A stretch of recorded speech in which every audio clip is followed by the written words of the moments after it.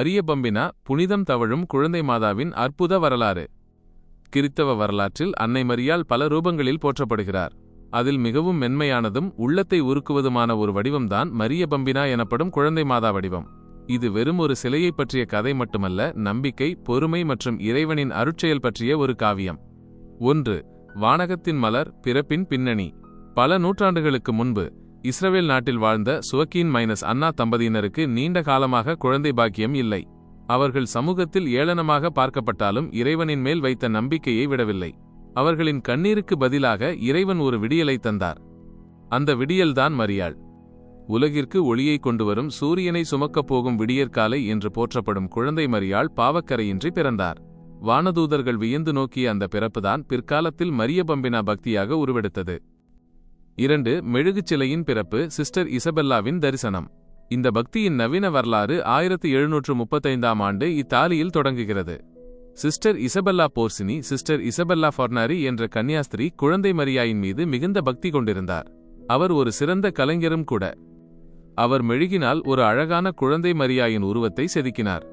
அந்த சிலை பஞ்சு போன்ற மென்மையான துணிகளால் சுற்றப்பட்டு அப்பாவித்தனம் ததும்பும் முகத்துடன் வானக அமைதியை பிரதிபலிப்பதாக அமைந்தது. இந்த சிலை முதலில் மிலன் நகரில் உள்ள ஒரு மடத்தில் வைக்கப்பட்டது. ஆனால் பல ஆண்டுகள் இது பொதுமக்களின் பார்வைக்கு வராமல் மறைந்தே இருந்தது. 3. சோதனைகளும் மறக்கப்பட்ட காலமும். காலங்கள் உருண்டோடின. போர் மற்றும் அரசியல் மாற்றங்களால் பல மடங்கள் மூடப்பட்டன. இந்த அழகான மெழுகு சிலை ஒரு மடத்திலிருந்து மற்றொரு மடத்திற்கு மாற்றப்பட்டது. ஒரு கட்டத்தில் சிலையின் மெழுகு நிறம் மங்கி பழையதாகி அதன் அழகு மறைந்து போனது. எவராலும் கவனிக்கப்படாமல் ஒரு மரப்பெட்டிக்குள் அது உறங்கி கிடந்தது. இறுதியாக 1876ஆம் ஆண்டு மிலனில் உள்ள தொண்டு சகோதரிகள் சிஸ்டர்ஸ் ஆஃப் சேரிட்டி மடத்திற்கு இந்த சிலை வந்து சேர்ந்தது. அப்போது அங்கிருந்த அருட்சகோதரிகளுக்கு தெரியாது இந்த சின்னஞ்சிறு சிலைதான் தங்கள் மடத்தின் தலையெழுத்தையே மாற்றப்போகிறது என்று. 4. நிகழ்ந்த மகா அற்புதம். 1884ஆம் ஆண்டு செப்டம்பர் 9.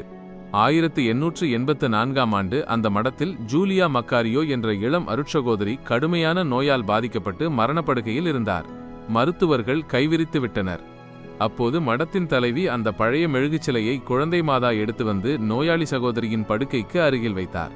அந்த சிலை மிகவும் சிதிலமடைந்து கருப்பு நிறமாக மாறியிருந்தது. அன்று இரவு ஒரு அதிசயம் நிகழ்ந்தது.